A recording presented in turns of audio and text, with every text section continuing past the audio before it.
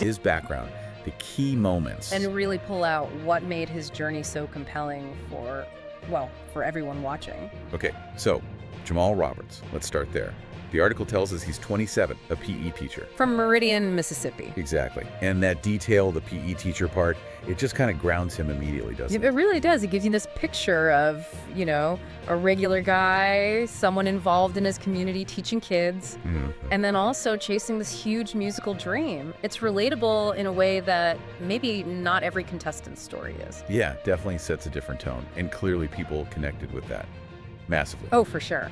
He won season 23, and the article mentions 26 million votes in the Second? It's huge. It really is. It shows people weren't just like casually watching. They were picking up the phone, voting. They were invested. Actively involved. Right. And there's another layer here too, which the article highlights. He's the first black male artist to win since Ruben Studdard. Back in 2003. Yeah, that's what, 22 years? 22 years.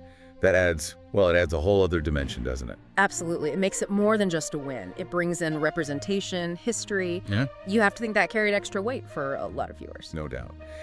So let's dig into Jamal a bit more. We know he's a dad, 3 daughters. The names are great, by the way, Harmony, Lyric, and Gianna. Huh. Yeah, very musical. Right. But being a father, balancing that with teaching and pursuing Idol, how do you think that shaped his story on the show? Well, I think it adds this layer of responsibility. It's not just about him. He's doing it for his family, setting an example. That narrative, the devoted family man, it's powerful. It likely resonated deeply. And musically. The article mentions his background. Yeah, church roots, singing hymns, but also Motown covers. And his grandparents were musical influences too. So music's been part of his life for a long, long time. It wasn't just, you know, something he picked up recently for the show. Seems like it's deeply ingrained, authentic. Okay, so he's got the background, the relatability. But Idol is tough. And apparently this wasn't his first rodeo, right? No, the article says he auditioned twice before this season, Wow. which tells you something about his persistence, his grit. Definitely. To face that rejection and then come back again. And come back stronger. The piece notes he returned with more experience, more confidence this time. And you saw that confidence, I guess, in the audition. He's saying Rick James's Mary Jane. Yeah. Which is kind of a bold choice for an Idol audition, isn't it? Not your typical power ballad.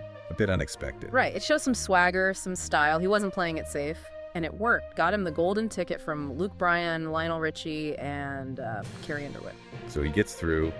And then throughout the season, the article mentions his powerful vocals, his emotional depth. Were there specific moments that really stood out, performances that defined his run? Well, the article calls out a few.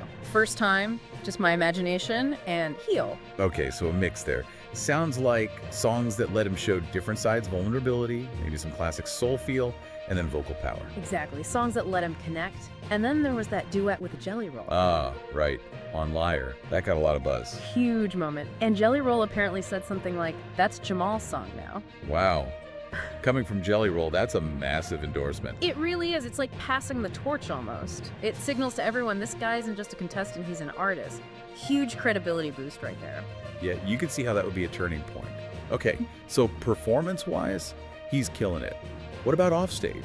The support from back home. Oh, that was apparently incredible. Meridian, Mississippi really showed up for him. The article mentions a homecoming parade. Yeah, and get this, it drew 20,000 fans. 20,000 in Meridian.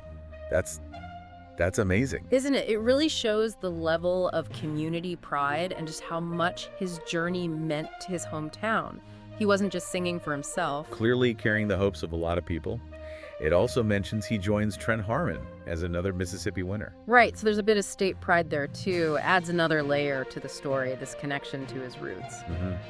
Now, just for context, the day this news broke about Jamal's win, the entertainment world was, buzzing with other stuff too. Always is. The article briefly lists things like news about Doechii, talk of a Practical Magic sequel, Smokey Robinson, YNW, Melly Trial stuff, even Elden Ring, DLC. Right, the usual mix. It just kind of paints a picture of the media landscape he cut through.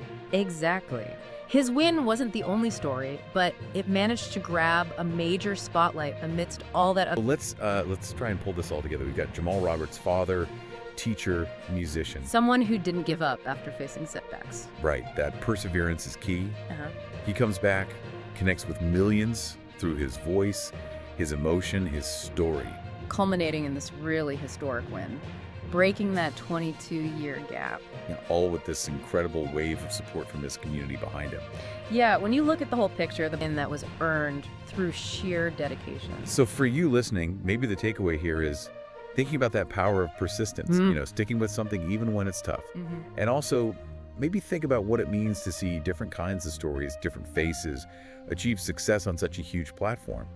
What kind of ripple effect could Jamal's win have? Yeah, what does it signify for other aspiring artists, maybe from similar backgrounds, or just for anyone who saw a bit of themselves in his journey? It's definitely a win that gives you something to think about.